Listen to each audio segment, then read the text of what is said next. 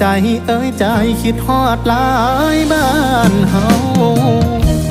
ไหลลืมเข้าหลงสาวละเมื่อฝัน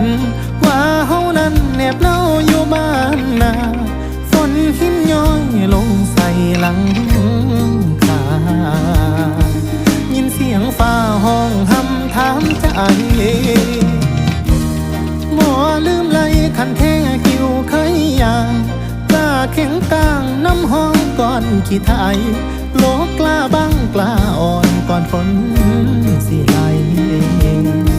ไปขูดห้องเป็นน้ำยามใส่ยามเล้งไกลสิคำกบเขียดนำห้องดังอยู่กลางพงคันเม็ดคงนั้นจ้องป่าคอใหญ่มาจำปนกินแย่งแสลายคือพ่อยังอ่อนซ่อนในใจยามฝน